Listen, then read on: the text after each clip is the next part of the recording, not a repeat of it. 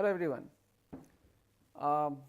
In the previous lecture we have been talking about the various viewpoints onto the water sustainability. Okay.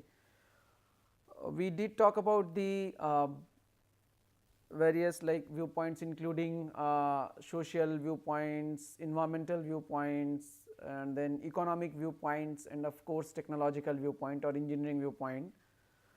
There is when we set up different objectives for those viewpoints, what we see that with multi-dimensional aspects of water value and uses, there are various conflicts that arises in these sort of assurance of these viewpoints or assurance of the various objectives which we have been discussing in the previous lecture.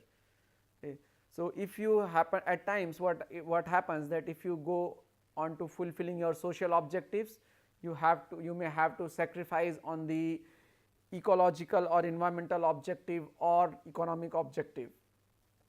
Similarly, if you want to fulfill your environmental objective, you may have to sacrifice on your social viewpoints or financial viewpoints. So, all those things at times arise in terms of the conflicts, okay, which is primarily because of the multi-dimensional aspect of water uses.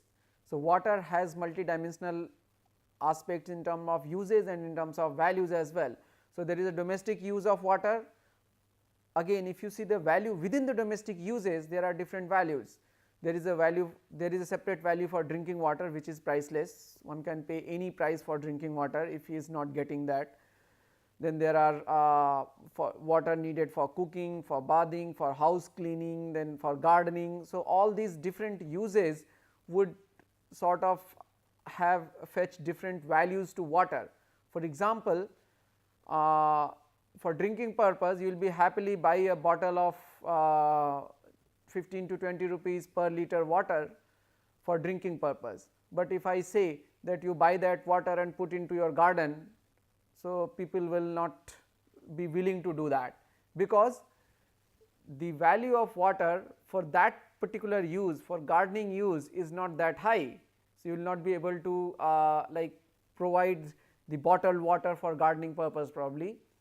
However, you can do that, you can sort of provide, you can buy water for drinking purpose or even at times for cooking purpose.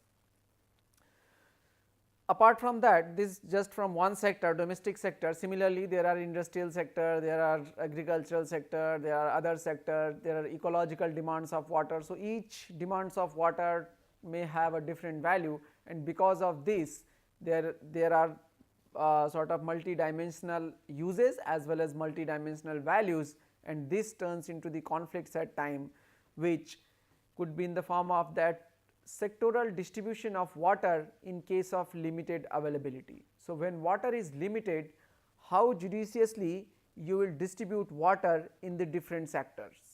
So, that is your one major challenge over here. Then there is meeting of ecological needs versus human uses. That again could again turn into a major conflict, that whether you want to fulfill the ecological demands first or the human needs. Okay. So, then there is a equitable distribution versus most rewarding allocation, most rewarding in terms of the finance.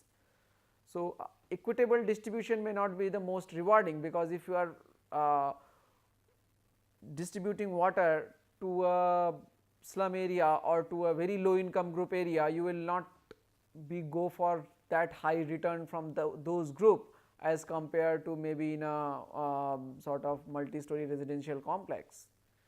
So, that way equitable distribution, whether one should go for equitable distribution or most rewarding distribution, is also need to be seen, and then whether one should go for cost recovery of the water utilities or water systems or the affordability of water systems, that also needs to be seen. So, this sort of can lead to the conflicts. The community wanting the demand, if it is unable to afford the expense, then what to do? Okay. So, these are the sort of situations or scenarios when a policy maker or when a manager, water manager, has to take the decision on to sort of resolve a conflict between the different objectives of sustainable management of water. So, that is typically done through trade-offs. We will talk about that. So, one of such cases could be like the community to which water is being supplied is unable to afford that expenses. Okay. The cost involved in the improvement is higher than the value of the demanded environmental functions. Okay. So, that could arise into this sort of thing. Then if community is not willing to provide to the increase in the price of water, so there is a concept of willingness to pay. So, I in management people do this very often, that they study for a particular product or for a particular service how much people are willing to pay. Okay. So, for product like this kind of studies makes an important component in pricing certain products or services. Okay. And same thing happens over here in water also. So, what if people are not willing to pay high tariffs? So, then what to do? Because as per their right to water and right to sanitation, the water has to be provided to them at the affordable cost, and let us say a section may not be able to afford that water. That is one aspect. Other aspect, even if a community is able to afford, but they are not willing to pay that much. So, what you will do? Whether you will withdraw your water services as a state or as a government body, that is a big question. So, these kind of things at times turn into the conflicts, which could be in terms of either financial sustainability or economic sustainability or social concerns, what to look after. So, the economic efficiency objective focuses on to the allocating water resources to the most beneficial uses, as we discussed earlier. Generally, your marginal cost pricing is preferred by the economists, but it is inconsistent with the need of stable revenue flows. So, that is the problem. Then your social consideration enforces the affordability, while financial sustainability enforces for the cost recovery. Okay. So, all this thing actually needs to be taken into the concept, and then one has to be trade-off between policy objectives. So, if your policy objectives include ecological sustainability, economic sustainability, financial sustainability, or social affordability or social concerns, then what to do? So, there are various trade-off options, as you can see. Each of them could be sort of considered over there. So, if you see this ecological sustainability thing first. So, ecological sustainability and financial sustainability has a direct trade-off relation in terms of environmental requirements increasing the cost. Okay. What actually it means that if you are leaving pure water, or if you are sort of putting environmental sustainability objective as one of your prime focuses, then the cost is increased. For example, let us say you are you want to discharge the sewer line, you want to discharge the city's sewage into some waterways, into a river or into a lake or canal. Now, what will happen, that from ecological sustainability point of view, that water which you are discharging should be treated to the best possible level, so that it can match the resource quality and does not deteriorate the quality of the resource. Now, for meeting those requirements, for sort of fulfilling those requirements or meeting those requirements, one must treat that water which has its own financial implications. So, if you want to go treat water to its natural or pristine level, it will increase your cost huge. Okay. Now, your financial sustainability suggests that the cost should be kept as low as possible, but your economic or ecological sustainability suggests that the system or the discharge or the whatever water services in perspective to the environment should be as clean as possible. So, at one point of time you will have to make a trade off between the two, whether you want to go for ecological sustainability, means you will then you have to invest more in terms of treatment and those things, which will likely to make your system may be financially unsustainable at times, okay, or financially not that rewarding or cost expensive in those sense. Or if you want to go for cost saving, you will allow little polluted water also to be discharged into the environment, okay, which is not fulfilling, which is against your environmental objective. So, you will have to trade off between these two, that is one aspect. Okay. Then you can look for a trade off with economic sustainability as well, okay, of ecological sustainability again. So, you will see that if you go for economic sustainability, as we were saying that economic sustainability what it wants to the purest to the most rewarding uses to prevail more, okay. So, it suggests economic sustainability suggests that you allocate your water to for a particular use which is most rewarding, but ecological uses are not rewarding, at least in monetary terms, okay, or there could be many intangible gains of environmental sustainability, but tangible benefits are limited. You cannot count those benefits that this particular is the gain. Intangible terms, it is very difficult actually.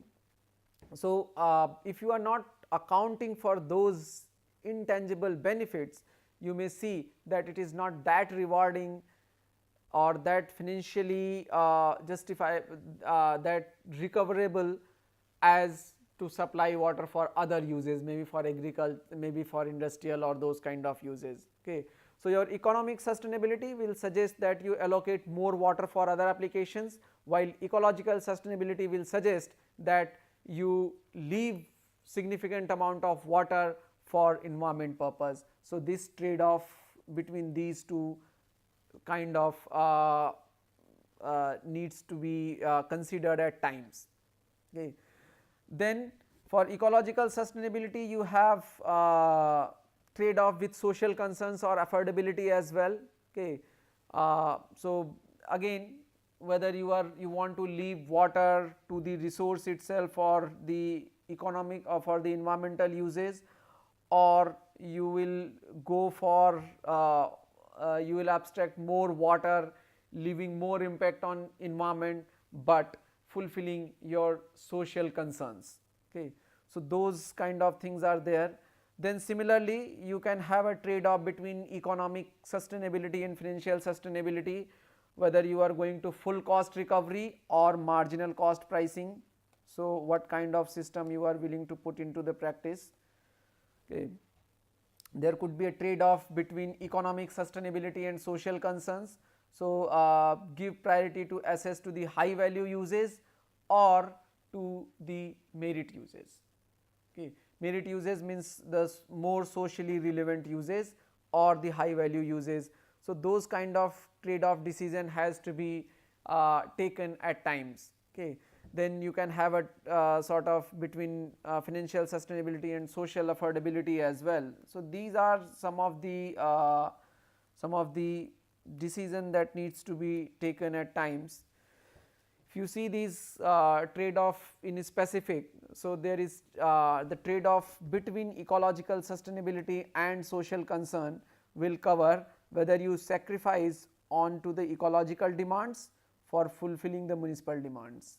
So, that kind of trade off question will come in between, that what to choose or for what to leave. Then there are polluter pay principle, or this kind of systems may go against affordable development from for a society.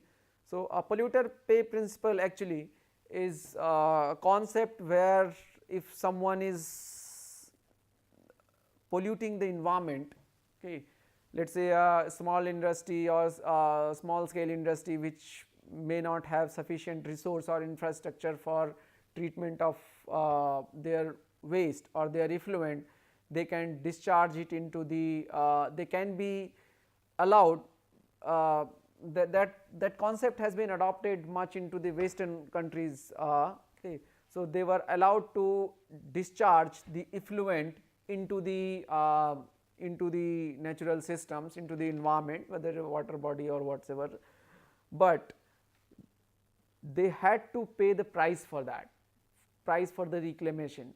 So, that was known as polluter pay principle. So, if somebody is polluting a resource, he has to pay to states in form of taxes or in form of some price.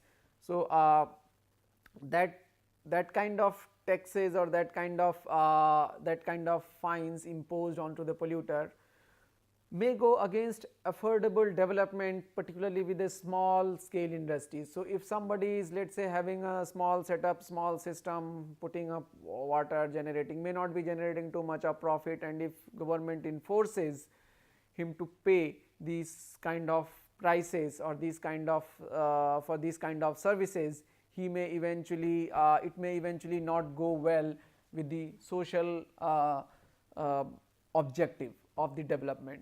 Okay.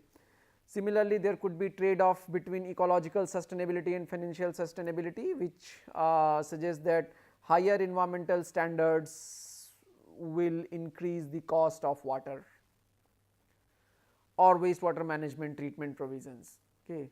So, again the thing that we were discussing, that when you look of the trade-off between ecological sustainability and financial sustainability, so you will have to see that how much cost is increasing if you are enforcing the higher environmental standards in terms of release or in terms of sort of overall holistic management.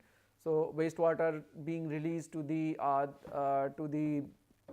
let us say river, if you stringent your river discharge or waste discharge norms for a river body, so that will obviously increase the cost of the treatment procedure, which eventually will increase the overall cost or the tariffs and this kind of thing. So, that is going to affect the other objectives as well. So, this kind of trade-offs are to be have to be made at times. Then there is between ecological sustainability and environmental sustainability. So, the most again the most economically efficient allocation, which is with the highest financial return, may not be in line with the ecological needs or water saving. Okay. So, that is we discussed this earlier, that is very obvious. Then there has to be trade-off or at times between social concerns versus economic sustainability. So, there we give priority to domestic use or high value uses like industrial processes. This has to be this kind of decision has to be made. So, although your economic sustainability suggests that you go for high value uses like industrial processes, but social concerns suggest that priority should be given to the domestic uses. So, there you are trading off your economic sustainability objective with social concerns. Okay. So, you are giving more priority to social concerns at the cost of economic fulfilling the complete fulfillment of the economic sustainability objective. Then there could be trade-off between social concerns and financial sustainability. So, whether go for full cost recovery through tariffs ensuring or ensure affordability. This is again a very sort of important decision that people has to make at times. If you go for a full cost recovery, you will set a tariff which would be which would ensure the entire recovery of the expenses that you are doing in the water services. So, starting from putting water from the source, then its treatment, purification, then supply system. So, lot of investment is being made. Now, if you set the tariff accordingly, it could be very high. For example, the Chennai, if you see the treatment, because part of Chennai is fed with the there are two big desalination treatment plants that are working in Chennai, where the seawater is abstracted and desalinated and then supplied. Now, this cost of desalination is very high, because they have to be basically go through RO and this kind of setups. So, the eventual cost comes over 60 rupees per kiloliter, okay, or in fact higher also at times. This is just operation and maintenance cost. It does not include the installation and infrastructure and all those things, it does not include. So, your O&M cost or operation and management cost itself could be that high, so that it sort of gives this much of target for the recovery for O&M cost. But 60 rupees per kiloliter is a too high tariff to be sort of to be beared by the deprived people or low income group people. So, if you see your financial sustainability criteria, so you should sort of aim to recover that 60 minimum plus the installation and all those costs further. So, that way tariff will be too high, but even if you consider just recovery of the operation and maintenance cost, so you should be charging 60 rupees per kiloliter of water from the households. If you imagine a household using just 20 kiloliters of water will have to pay 1200 rupees per month for water charges, okay. Whereas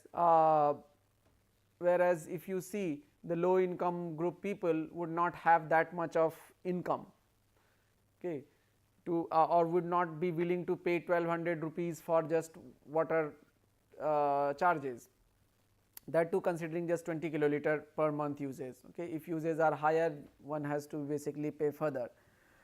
So, this may not be affordable, okay, but your financial sustainability demands this.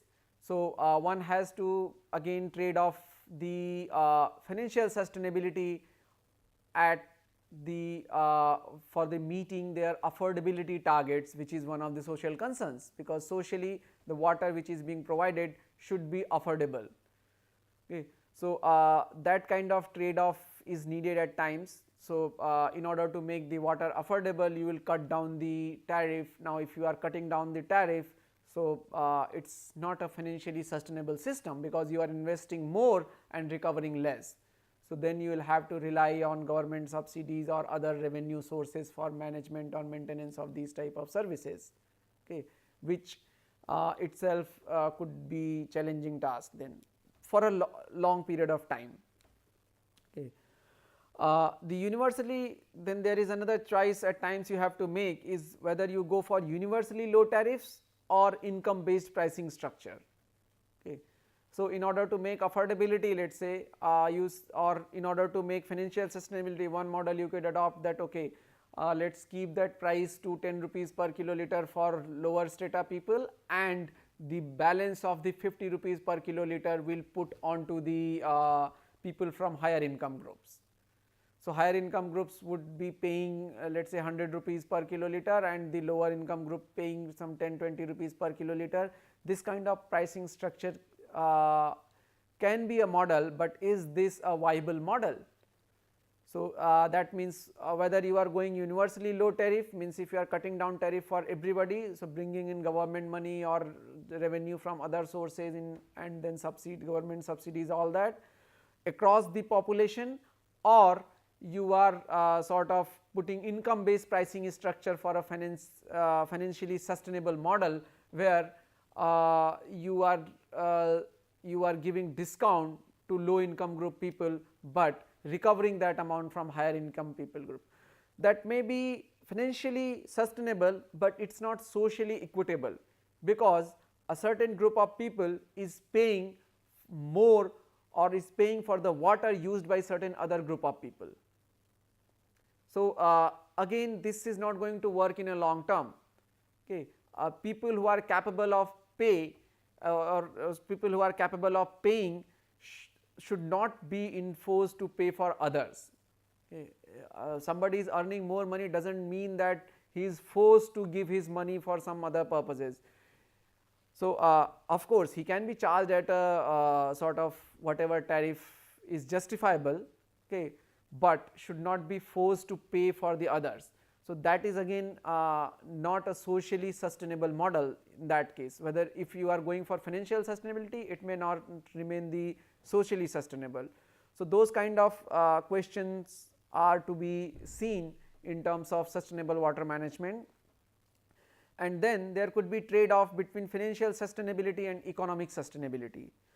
So, water pricing for economic efficiency or long-term marginal cost should go on long-term marginal cost, or water pricing for the utilities perspective, where you see the expansion and all this of utilities, the construction of utilities.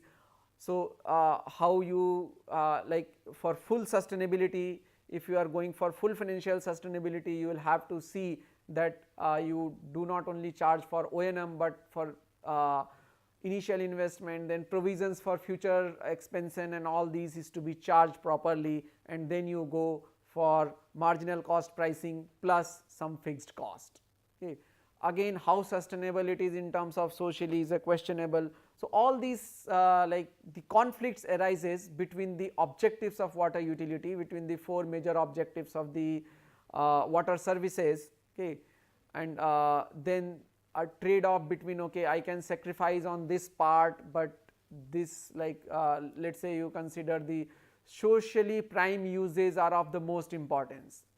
So, whether you have to sacrifice in terms of your financial sustainability or in terms of your environmental sustainability, you can sacrifice a little, but put maybe most priority to the social concerns first. Okay.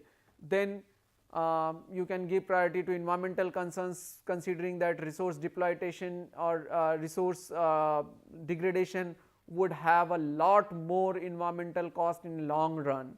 So, you can actually trade off your financial sustainability objectives, the short term financial sustainability objectives, with your long term resource protection objectives, and that is why you probably should give more priority to the environmental objectives than your financial and economic objectives. So, those kind of questions are to be taken up. So, this sort of ends our discussion onto the sustainable management of water. So, we did talk about what are the different aspects of sustainability. Then throughout this week I am talking about, so we did talk about the introduction, then we did talk about the major documentation in terms of Dublin statement onto the sustainable water this thing, the Dublin agenda discussing about the different aspects of a sustainable development. Then what are the key elements and sort of key viewpoints of sustainable management of water, what are the basic objectives that are kept in mind for ensuring the sustainable development, and what kind of conflicts could arises and how they are dealt with inter-objective trade-offs in the field of sustainable management. I have framed a couple of questions also. So, which are example questions. We will not be able to solve this here as but I will just give you an idea of how to deal with this kind of problems. So, for example, this talks about a 2000 hectare size town with 40% paved area holding a population of 1 lakhs, which the withdrawal water from a lake of volume 1500 meter cube and from groundwater if needed. The lake is recharged from urban runoff and towns treated sewage, which is 75% of the total water consumed, and then you have been given certain data onto the rainfall, infiltration, evapotranspiration and this kind of thing. There are water demand is given two cases, 120 LPCD and 250 LPCD, and you have to suggest the sustainable water withdrawal rates from lake and groundwater if needed. So, how you are going to approach this? You see that you have annual rainfall given. So, and you know that annual infiltration rate is also given. So, for groundwater, this infiltration will act as a groundwater recharge.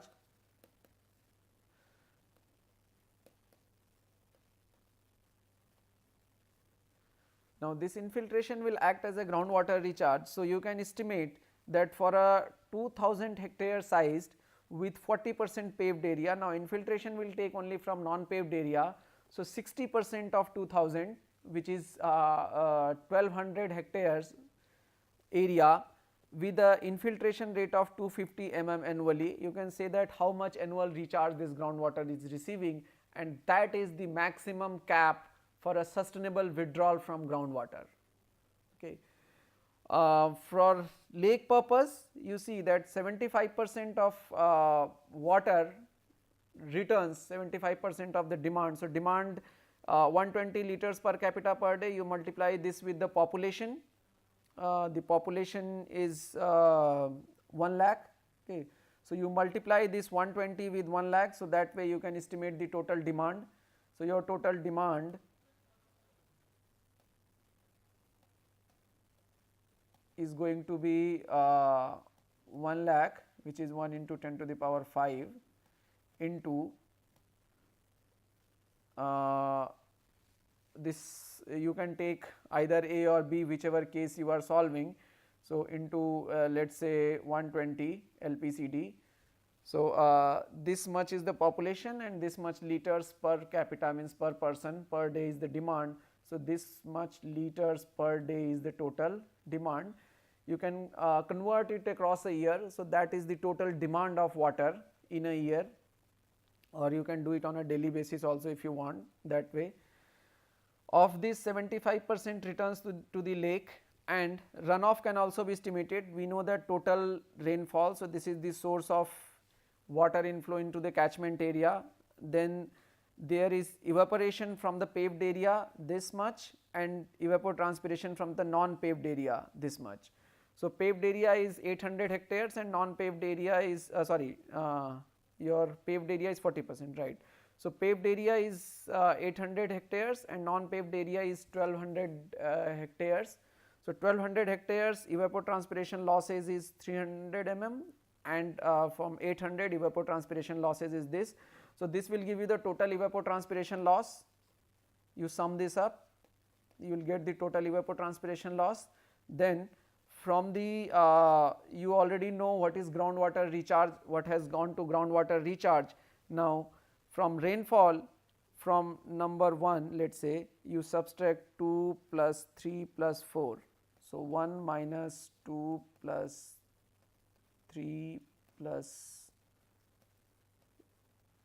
4 would basically give you the total amount of runoff, which is eventually going to the town, which is eventually going to the lake. So, this is the amount of water which is lake is receiving from the runoff, and 75% of this demand is the lake is receiving from the wastewater, treated wastewater discharge. So, how much total amount lake is receiving, that you know, that would be the maximum withdrawal amount from the lake. So, you know the maximum withdrawal amount from the lake, you know the maximum withdrawal amount from the groundwater recharge. So, for these two demands you can figure out what source you should look after. So, that way you will be able to deal with this. There is another small problem which says that there is a wastewater discharge is being done in a river where there is a flow rate of river and flow rate of wastewater is also given. So, considering instantaneous mix, we can know what is the quality of the water quality of the river at that particular this is the river, and you are having a industrial outfall meeting here. So, this is your 20 MLD, 20 million liters per day. Okay. and so this needs to be converted to 20 into 10 to the power 3 meter cube, and then you convert it to 24 hours and 3600 seconds. So this will be converting to meter cube per second now, and you have a basically flow into the river which is given to you 10 meter cube per second, let us say.